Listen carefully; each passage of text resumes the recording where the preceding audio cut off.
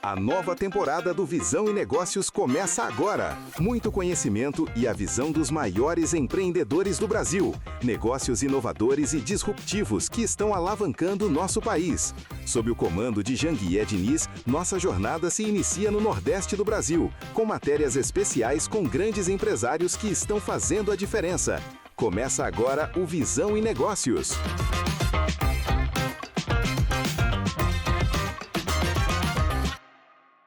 Bom dia, obstinados e obstinadas de todo o Brasil.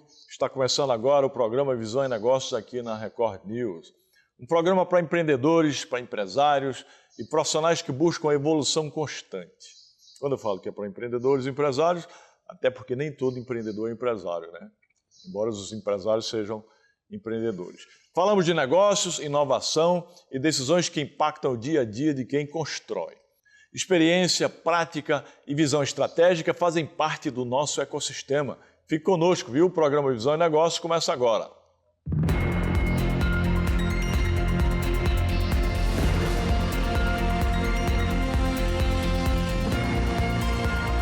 Visão e Negócios, com Janguié Diniz. Obstinados, todos os dias trazemos um tema interessante da realidade de quem empreende. Hoje o assunto é virada de chave, ou seja, fazer um turnaround na vida todos os dias, ressignificar a vida, né? Que é o momento em que a forma de enxergar a própria trajetória muda. Muitas vezes não é o cenário que muda, é a leitura que fazemos dele. A virada acontece quando a pessoa ressignifica erros, desafios e decisões, né? E passa a agir com mais clareza e mais consciência. Durante o programa, vamos falar sobre como esse processo acontece e porque ele é decisivo para quem busca crescimento pessoal e profissional. E no final, eu volto com um insight poderoso, um insight para te ajudar a enxergar esse movimento na prática. E para começar, vamos conhecer um convidado mais que especial, viu? Convidado especial aqui no quadro Empreendedores Obstinados.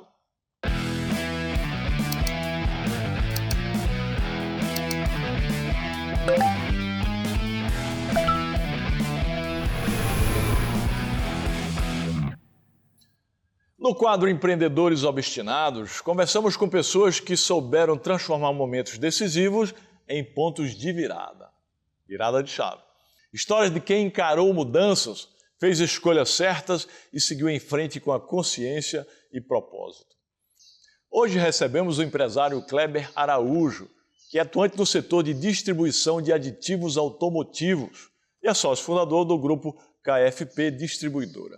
Ele vem compartilhar conosco aqui a sua trajetória e a visão de futuro que o trouxe até aqui. Mas antes de começar, quero apresentar para nossos telespectadores e internautas um pouco do mercado de atuação do nosso convidado, né? Vejam aí. No ponto de venda automotivo, a confiança é o que fecha o negócio. Mas o mercado de venda de lubrificantes e aditivos enfrenta desafios crescentes. A enorme variedade de especificações técnicas e a dificuldade de convencer o cliente de que o produto certo é um investimento, não apenas um gasto.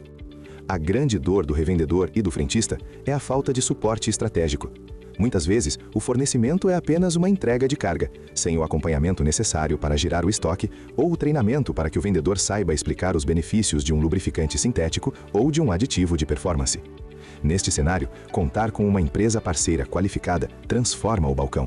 Uma distribuição eficiente resolve a dor do estoque parado e garante que o produto mais moderno esteja sempre disponível. Mais do que entregar frascos, a empresa certa entrega argumentos de venda e capacitação técnica que geram credibilidade. Para quem compra e para quem vende, a eficiência no fornecimento é a base da rentabilidade. Quando a venda é baseada em conhecimento e disponibilidade, o resultado é um cliente satisfeito, um motor protegido e um negócio que não para de crescer. Kleber, prazer recebê-lo aqui no nosso programa Visão e Negócios, né?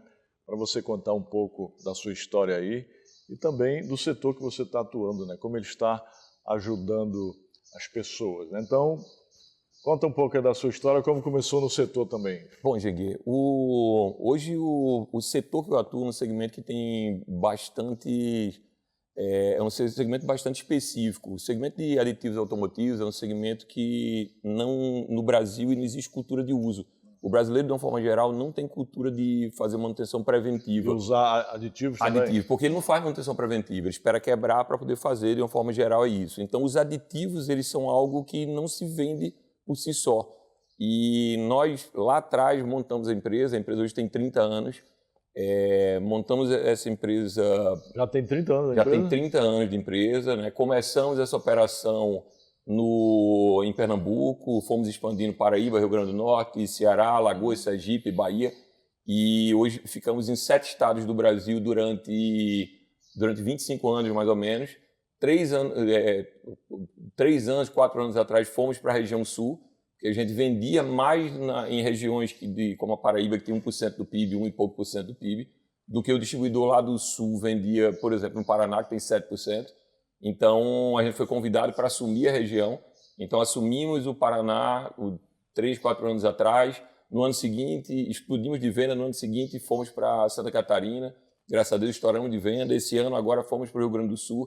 Então, a gente hoje está presente em 10 estados. Temos 150... A empresa KFP distribuidora está em quantos estados? Em 10 estados. Hoje não é... Caramba, bastantes estados. E vão para todos os estados do Brasil, não? Então, a etapa inicial agora foi uma expansão onde a gente ficou 25 anos aqui no Nordeste e resolvemos expandir.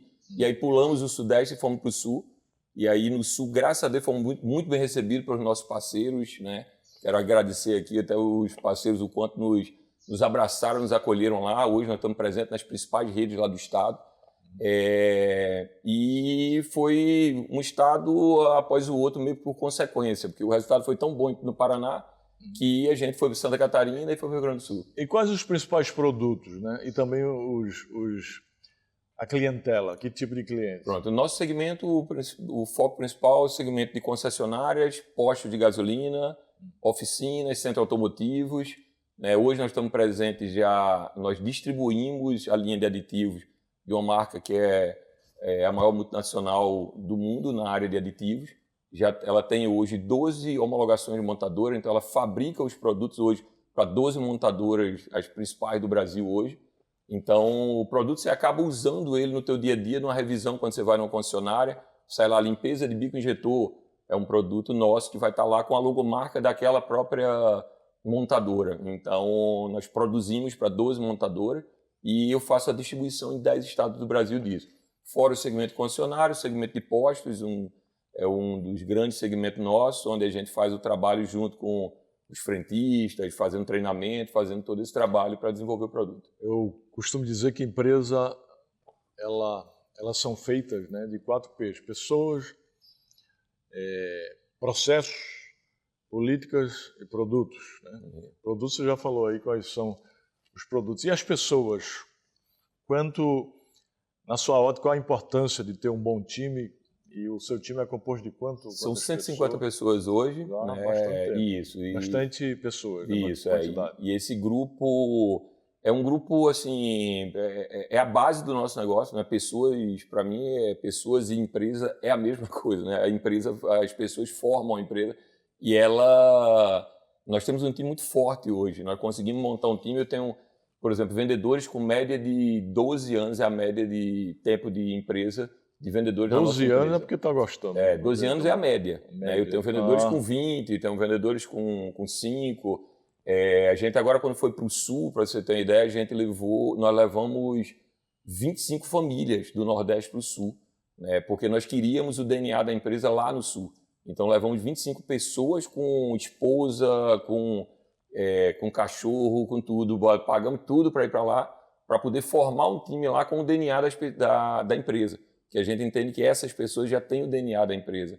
E isso deu muito certo. A gente, graças a Deus, está evoluindo muito bem. Como é que você faz para contratar boas pessoas e para manter o time? Então, Janguê, hoje, como a gente tem um mercado bem específico, então essas pessoas elas não existem no mercado. A gente vai falar um pouquinho mais disso aqui, um pouco acho que mais na frente, mas como o mercado de aditivo não é um mercado que ele não existia. Quando a gente entrou no mercado, a gente falava de vendas que ela praticamente não existia.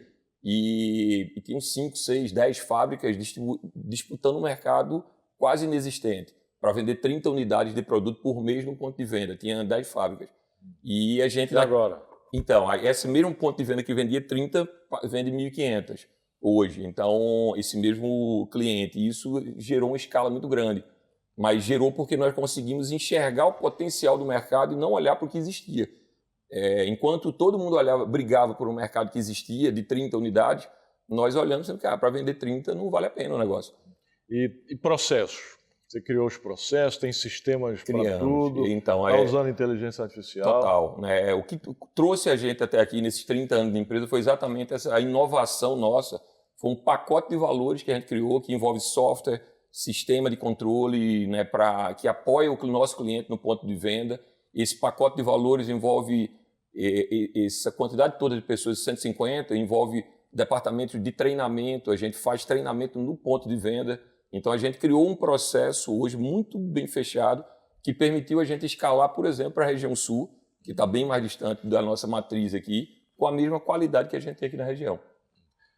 O Kleber Araújo é participante da nossa mentoria de alta performance, Million Business Network, mentoria de alta performance empresarial. Diga aí como é que você foi parar no Million Business Network, inicialmente do código secreto da empresa, né? Sim. E se o código secreto ajudou você, tem ajudado, sim, e a Million Business Network, se esse ecossistema empresarial tem ajudado. Sim. Então, Diego, o CSE ele é fundamental, o processo do CSE do Million Business, eu acho que ele é fundamental, principalmente na etapa que eu estou agora, e acho que ele é fundamental em todas as etapas, muito fundamental em todas. Na etapa que a gente tá agora, ele foi assim de suma importância porque a gente precisava revisar os processos internos. E o MBN, o CSE e o MBN fazendo o acompanhamento com a gente, ele proporciona exatamente isso. Acompanhar os processos que são os pilares da gestão da administração para permitir que você possa escalar. Quando você está em 10 estados, ou você tem processo ou você quebra. A gente cresceu agora numa velocidade, nos últimos 3 anos, 2 anos e meio, nós dobramos de tamanho. Quando você faz isso numa escala, ou você tem processo ou literalmente você quebra. Processo de estratégia, né? Pessoas, sim, processo de estratégia. Pessoas, processo de estratégia, é isso. Senão vai virar uma bagunça. Senão vira uma bagunça. Então o CSE ajudou você e o Million Business. Então, o CSE nos ajuda a enxergar a base do que deve ser feito. E o Million Business para mim, ajuda a execução disso. Porque você enxerga e você sai com a cabeça louca dizendo assim, pô, quero botar tudo isso aqui. E aí você vai, como é que eu vou? E aí você que quer botar tudo aquilo de uma vez, entra o Million Business que faz esse acompanhamento, esse concierge, esse trabalho de monitoramento para que você possa implementar os pilares. E assim, tem sido muito importante para a gente. Se uma pessoa chegasse para você, ô Kleber, eu ouvi falar do código secreto da empresa e da mentoria Million Business Network, mentoria de Jean Guia Diniz, eu queria que você desse para mim três pontos para justificar a minha entrada lá. Quais seriam esses pontos? Ponto 1, que você vai conseguir estruturar a sua empresa, os pilares dela, da gestão. Ponto 2, que você vai ter um nível de network que você não vai atingir em lugar nenhum, porque você vai estar com pessoas de segmentos totalmente distintos, mas que trazem uma sinergia gigante com qualquer segmento, porque os negócios se parecem muito. E esse network, como você chama, um network high level, né? Então, a gente acaba tendo contatos muito forte lá dentro e gera um ambiente que só vem agregando a você gerar novos negócios. O ponto 3 é poder gerar novos negócios mesmo dentro da operação. Você acaba tendo contato... Faz negócio com os próprios colegas, né? Negócio com os próprios colegas e negócio com o próprio MBN dentro, né? Que vocês proporcionam isso da gente gerar e, de repente, você está no área automotiva e você vira sócio de uma lavanderia, como acaba acontecendo com a gente aí nessa operação, porque você está ali dentro do negócio e entende sobre negócios totalmente distintos. Muito bem, Kleber. Hoje o tema do nosso programa é virada de chave, né? Ressignificação de vida. Você está mudando para melhor todos os dias. E mais para o final, pessoal, mais para o final do programa, eu vou voltar com alguns insights importantes, alguns insights poderosos sobre esse tema que é virada de chave, né? Insights importantes para quem está nos acompanhando. Mas eu quero saber do Kleber aqui, em que momento da sua trajetória aconteceu a grande virada de chave aí na sua vida? Gengui, essa é uma história que foi tão importante quanto engraçada, né? E aconteceu dentro da nossa vida. Eu sou sócio do meu pai na operação Meu pai é uma referência para mim como empreendedor, é um cara que perdeu os pais com 13 anos de idade e começou do zero ali e foi executivo de uma das maiores multinacionais de petróleo por 30 anos. E quando aposentou, comprou um posto, meu irmão mais velho cuidou do posto e eu fui para e ele disse, vamos montar um distribuidor ali. Nós montamos junto o negócio. Esse negócio cresceu, alavancou e tal, e eu sempre estive na frente da parte comercial. Né? Trabalhei depois 6 anos na indústria fora, voltei como sócio da operação, hoje somos sócios dentro da operação, abrindo as filiais. Mas, falando em virada de chave, o que eu quero trazer é, sempre na frente da área comercial, a gente vinha dobrando de tamanho a cada ano e crescendo em percentuais. E um dia eu fiz uma reunião com a equipe de vendas e para comemorar o ano que a gente tinha dobrado de tamanho, e aí chamei meu pai e disse, vamos dar os parabéns pro time, né? Porque a gente dobrou de tamanho. E meu pai entrou lá dentro e ele falou, olha, tá bom porque vocês dobraram o tamanho, mas qual o potencial do cliente?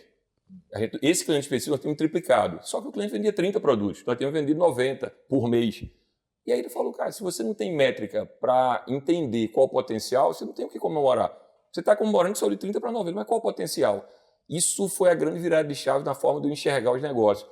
A partir dali nós criamos métrica e esse cliente que nós saímos de 30 para 90, quando a gente definiu a métrica para analisar o potencial real do cliente, era 1.200 produtos. Então nós estávamos comemorando 90, que era nada em relação ao potencial, mas estávamos comemorando o percentual de crescimento. E dali para frente nós criamos métricas para medir tudo em cima do potencial. Então, para mim, a grande virada de chave foi isso, começar a enxergar o potencial, não medir o negócio por percentual de crescimento. Eu costumo dizer que a minha primeira grande virada, até porque eu faço viradas diuturno, né? Eu todo dia estou tentando dar virada de chave, viver a minha melhor versão, ser a melhor versão, né? Procuro me pautar pela filosofia oriental Kaizen, hoje melhor do que ontem. Sim. A gente tem que procurar. Mas eu sempre digo que do lado pessoal, a minha virada de chave foi quando eu passei a engraxar sapatos. Quando eu montei uma caixa de engraxate, comecei a engraxar sapatos. Tanto é que a partir dali eu não parei mais de ganhar dinheiro, sempre trabalhando. Né? Perfeito. Ali eu vi a importância de você trabalhar para ganhar dinheiro. E a sua virada pessoal, quando foi? Quando você se formou, quando se mudou lá de... Você é do interior de Pernambuco? Não, eu sou daqui de Recife, minha família é do interior de Pernambuco, da região pesqueira. E eu sou de Recife mesmo. A minha virada, assim, eu comecei a trabalhar muito cedo. Meu pai me colocou com 17 anos já para fazer representação, então eu ligava e tal.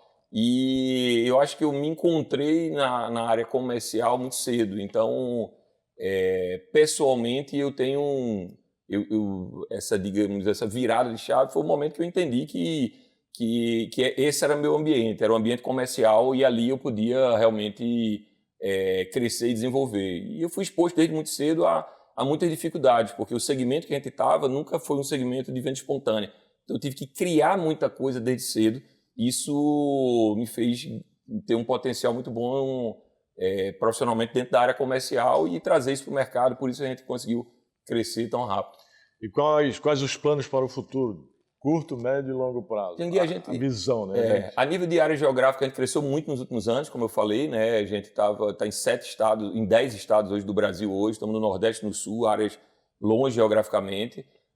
Para agora, eu acho que para os próximos 2 anos, 3 anos, a gente não deve mais crescer em área geográfica, porque essas áreas que nós já estamos têm um potencial muito grande, exatamente em cima da métrica de analisar o potencial da região. A gente precisa consolidar a estrutura dentro dessas regiões.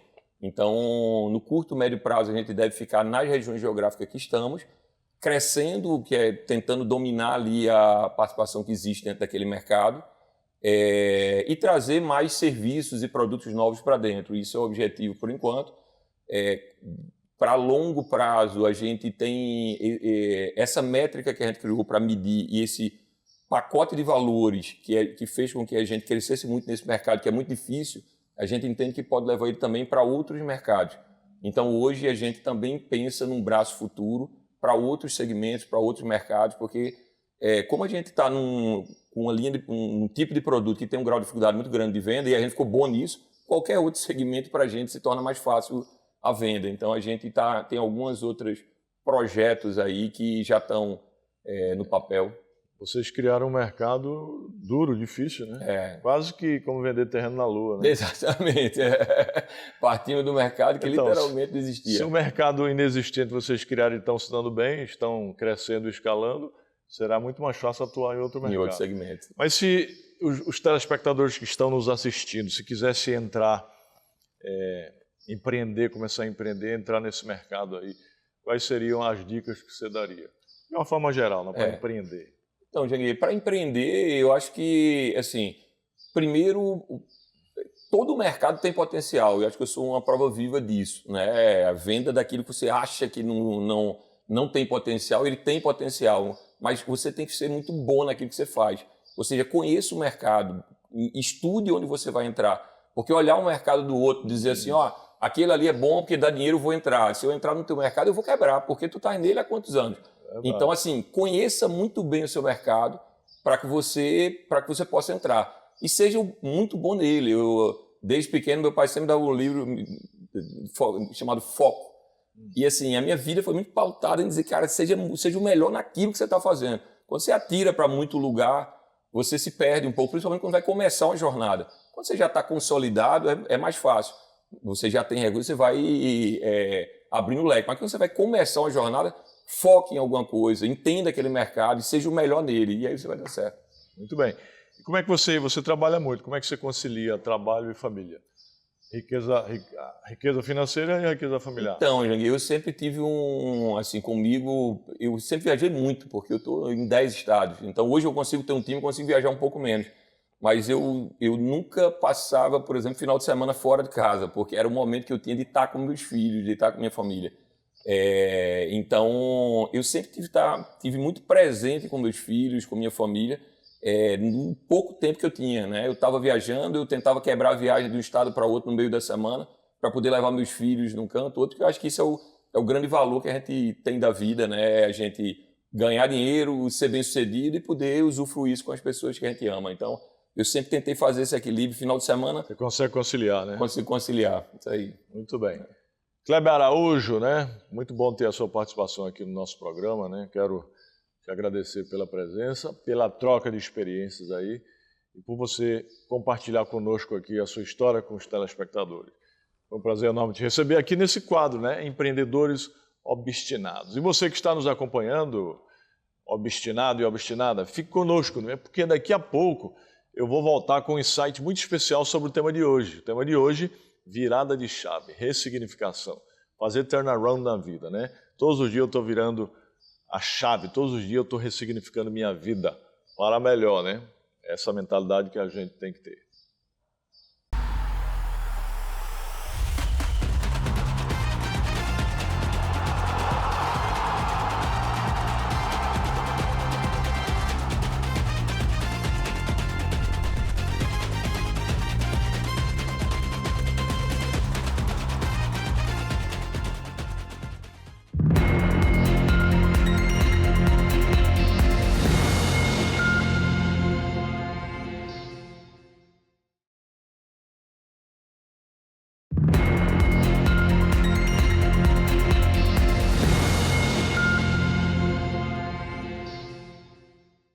Obstinados, como eu disse no início do programa, agora é o momento de aprofundar o tema de hoje, que é a virada de chave, ressignificação de vida. Virar a chave não é mudar tudo de uma vez, nem romper com o passado. É mudar a forma como você enxerga a própria trajetória e o sentido das experiências que viveu. Ressignificar é entender que cada fase carrega aprendizados, inclusive aquelas que pareciam negativas no momento em que aconteceram. Quando a leitura muda, o peso diminui. E quando o peso diminui, as decisões passam a ser mais conscientes e menos reativas. A virada, ela acontece quando a pessoa deixa de se definir pelo que aconteceu e passa a se posicionar pelo que decide fazer a partir daí. É nesse ponto que maturidade, clareza e responsabilidade começam a caminhar juntas. Ressignificar não apaga o passado, mas transforma ele em base. É quando a história deixa de ser obstáculo e passa a ser estrutura para o próximo passo. E o programa Visão e Negócios de hoje fica por aqui, viu? Até breve, firme o passo, pegue o ritmo, seja obstinado que dá.